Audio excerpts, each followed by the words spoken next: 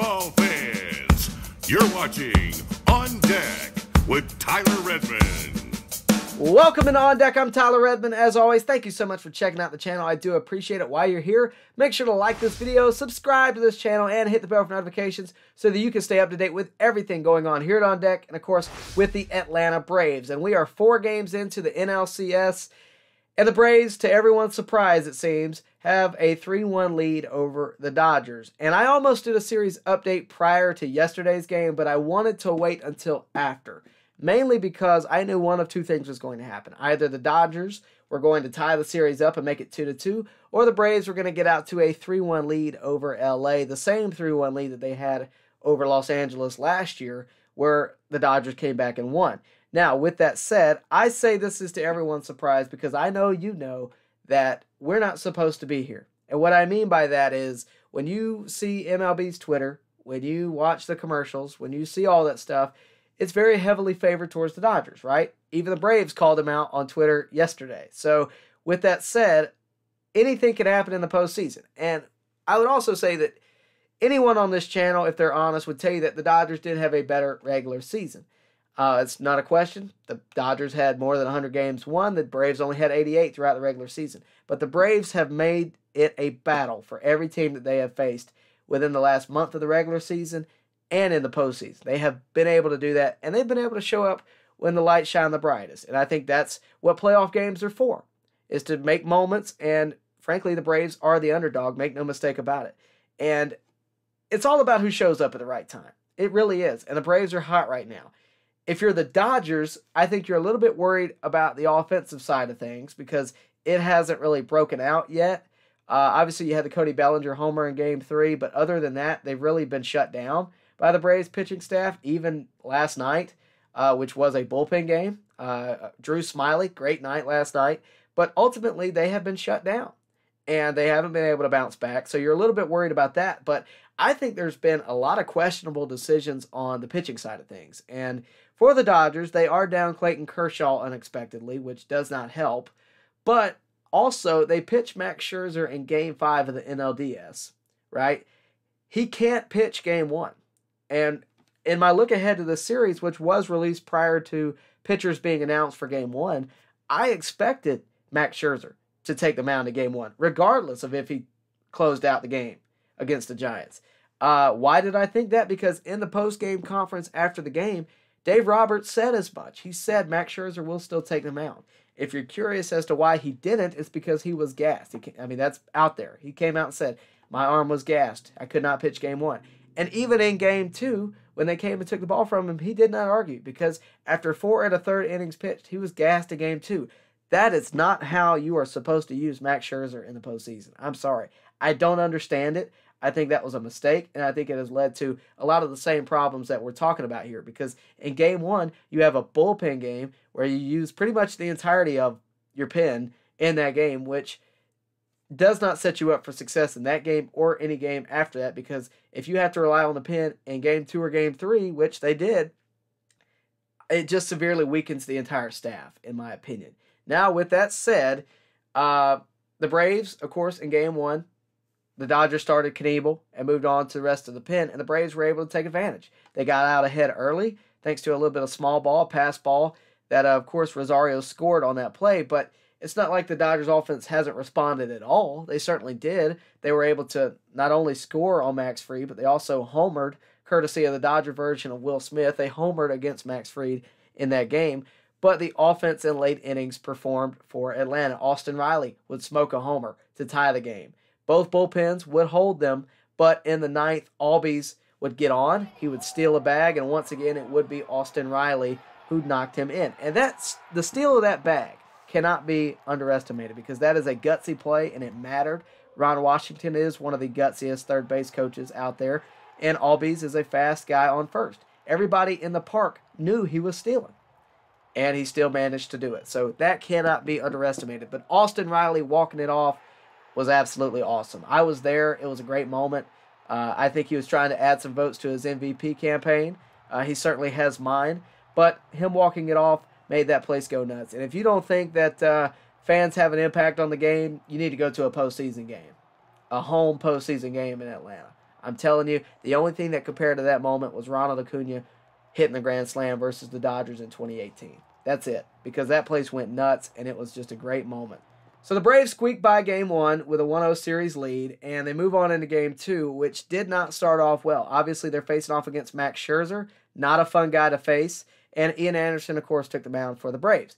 Now, the Dodgers' offense striked early in this game, and Corey Seager's 2-run bomb off of Ian Anderson in the first inning, it didn't lead to good things, obviously. Ian Anderson was out after 3 innings, and if you're a Dodger fan, you're having a sigh of relief. It's like, yes, now we can get to the Braves bullpen and make them waste their bullets, right? And maybe win this game in Atlanta and head back home to L.A. But a Jocktober homer would tie the game early on, and there would be a controversial double switch that I know a lot of you guys were angry about. But that, of course, gave up 2 runs for the Braves in the late innings. But it didn't cripple the Braves' offense. In the 8th inning, Rosario would get on and move over, thanks to Freddie Freeman hitting a sac fly. Albies singled, and I talked about Ron Washington being one of the gutsiest third base coaches in the league. He is. He sent Rosario home, and on a great slide. Oh my gosh, if you haven't seen that, go watch the replay.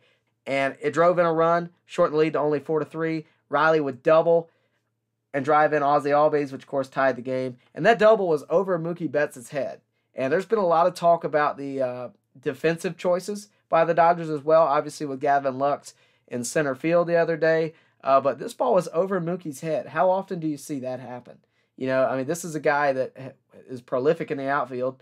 He's your starter in the outfield, and that happened, and it cost the Dodgers the lead there. Tie ball game. So Rosario in the 9th. I think we all got to talk about that. He's at the plate. He's had some of the best moments of his career this postseason. And he hit a liner up the middle, 100 mile per hour off the bat or more, and it ate Seager up. Drove in a run to walk it off again. So the Braves won Game 1 and Game 2 in walk-off fashion. Then, of course, you move to Game 3. And the Braves got out to a 5-2 lead. I know it made a lot of people mad. I've seen all the mean tweets and everything. Mad at Brian Snitker for some of the choices that have been made. But keep in mind, you know, they put Luke Jackson in. He's got 2 runners on, and he's facing Bellinger. And I know a lot of you guys are, why don't you take him out? You know, this is a power righty. I want you to think about that for a second. Because you get mad about, you know, Luke Jackson being in. I don't know how many of you guys watched the regular season, but Luke Jackson is a guy that I trust on the mound at any time. I don't care if it's a lefty or a righty. He is who I trust, and he's the guy that I'm going to ride out for an inning. Unless it gets to a point that is just, you have to take him out. Because I trust him. Even with pressure, I trust him in that spot. And I think so does Brian Snitker. Now, with that said, I know a lot of you guys, with hindsight, you know, get mad and say, well, why did Snitker not know this was going to happen? Because he doesn't have a crystal ball to look at. He just doesn't. And the pitch Luke made, I thought was a good pitch. I think he thought it was a good pitch. Any other day, if a guy swings at that pitch, they strike out. It just didn't go the Braves' way. Now, frankly, that's just baseball. Braves lose Game 3, and I know a lot of you guys are thinking that last year's script is going to be rewritten. Game 4. It was going to be a bullpen game pretty much on both sides. They started Urias, but at the end of the day, it wound up being a bullpen game for the Dodgers as well. For the Braves, I thought, you know, if either way, I think in Game 4, you had to see Smiley. I thought he would start, but he didn't. They brought out Chavez, and then Smiley came in, and all credit to Drew Smiley. He had a great game. That's the kind of thing we need in a postseason, especially in a moment like that. So the Braves, I think, were really able to steal one last night. I don't think they were necessarily supposed to win that game, because if you remember Game 7 last year, just for a second, Game 7 against the Dodgers last year, Urias kept the Braves off the base paths. He just did. And they were able to score against him. They put up 5 runs against him, and Smiley was able to keep the Dodgers at bay. So now where do we go from here, right? We're up 3-1. We were up 3-1 last year. What's the difference, right? Because I said I don't think it's going to happen again. What's the difference? Here's the difference. We have pitching. Remember last year, we had Fried, we had Anderson, we had Kyle Wright, and beyond that, it was bullpen. We didn't have what we have now. We didn't have Charlie Morton, right? You have 3 guys who I frankly trust. I know Ian had a rough game too, but I need 1 win over 3 games with Max Fried starting, with Ian Anderson starting, or Charlie Morton starting. I'll take my chances. I really will. I don't think we're going to have the same issue. I think our offense is hot right now. I don't think they have anything to shut it down. The Dodgers, by the way, have not announced a starter today. It's more than likely going to be a bullpen game. Max Fried is the starter today. It's best second half ERA in the league.